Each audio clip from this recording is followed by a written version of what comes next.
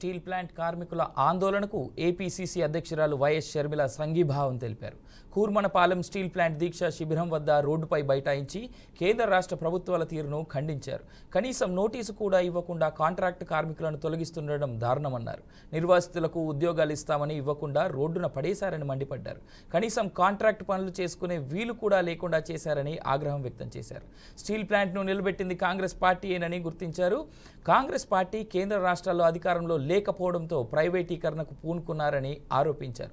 కేంద్రానికి steel plant భూముల మీద కళ్లు పడ్డాయని, ప్రైవేటీకరణ చేస్తే లాక్కోవచ్చని కుట్ర చేస్తుందని వైఎస్ షర్మిల ధ్వజమెత్తారు. రైట్, ఇక దీనికి సంబంధించి మరింత సమాచారం బాలకృష్ణ అందిస్తారు. బాలకృష్ణ.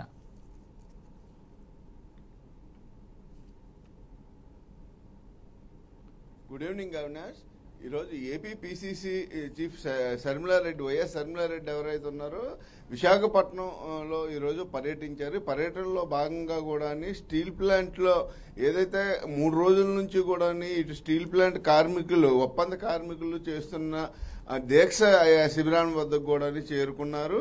అయితే అక్కడ గత 1326 రోజులుగా దీక్ష చేస్తున్నటువంటి ఇటు స్టీల్ ప్లాంట్ ఉద్యోగులు, అదేవిధంగా ప్రస్తుతం 3 రోజుల నుంచి కూడా దీక్ష కొనసాగిస్తున్నటువంటి ఒప్పంద కార్మికులు అక్కడ మొత్తం సత్యాగ్రహానికి పూనుకోగా ఆ సత్యాగ్రహం వద్దకు వెళ్లి సంఘీభావం తెలియజేయడమే కాకుండా వాళ్ళతో కలిపి దీక్షలో పాల్గొన్నారు.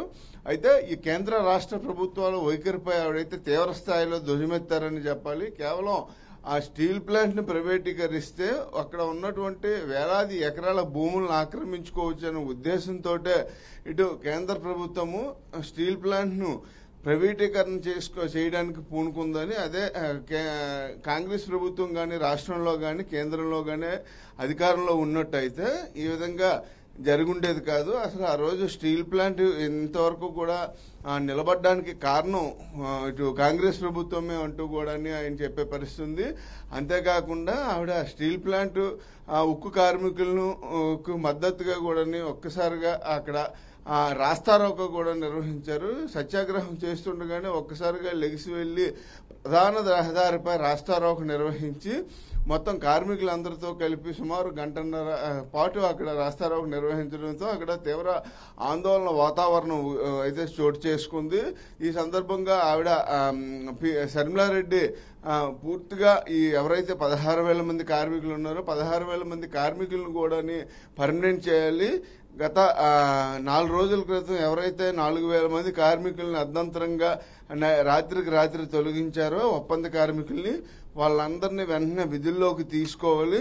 మొత్తం 16,000 మందికి కూడా పర్మనెంట్ చేయడమే కాకుండా ప్రైవేటీకరణని వెంటనే ఆపాలంటూ కూడా ఆవిడ తమ డిమాండ్ అయితే చేశారు.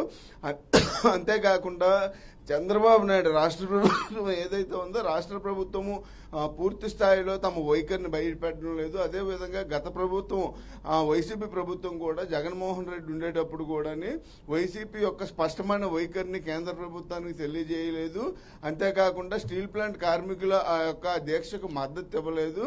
దీంతో ప్రైవేటీకరణకు అడుగులు పడ్డాయి అంటూ కూడా ఆవిడ ధ్వజమెత్తే పరిస్థితి కూడా కనిపించింది. ఈ నేపథ్యంలో పెద్ద ఎత్తున ఇటు కాంగ్రెస్ కార్యకర్తలు అయితే అవనివ్వండి, అదేవిధంగా అక్కడ ఉన్నటువంటి స్టీల్ ప్లాంట్ కార్మిక సంఘ నాయకులు, ఉద్యోగులు మొత్తం పెద్ద ఎత్తున అందరూ చేరుకొని షర్మిల చేస్తున్నటువంటి దీక్షలో కూడా పాల్గొనే పరిస్థితి కూడా మనం ఉదయం చూసాము. అయితే ఈ అవసరం అయితే ఢిల్లీలోనైనా సరే దీక్ష చేస్తాము, ఎట్టి పరిస్థితుల్లో కూడా స్టీల్ ప్లాంట్ ప్రైవేటీకరణ జరిగితే ఉపేక్షించేది లేదు. ఢిల్లీలో రాహుల్ గాంధీతో కలిపి మొత్తం ఏవైతే ఏ రాష్ట్రాల్లో అయితే కాంగ్రెస్ ప్రభుత్వం అధికారంలో ఉందో అన్ని రాష్ట్రాల్లో కూడా దీక్షలు చేపడతాము, ఉద్యమంలో నేరుగా పాల్గొంటాము, తీవ్ర స్థాయిలో ధ్వజమెత్తే పరిస్థితి కూడా ఉంది. అంతేకాకుండా ప్రత్యక్ష ఉద్యమానికి కూడా సిద్ధము. ఆంధ్రుల హక్కు విశాఖ ఉక్కు అనే నినాదంతో ఆ రోజు ఆంధ్రుల హక్కు ఏదైతే 32 మంది ప్రాణాలు బలి తీసుకొని ఈ యొక్క ఉక్కుని సాధించుకున్నారో అదే తరహాలో మరింత ఉద్యమాన్ని తీవ్రతరం చేస్తామంటూ కూడా ఆవిడ మండిపడే పరిస్థితి కూడా ఉంది. Avinash. Right, thank you Balakrishna.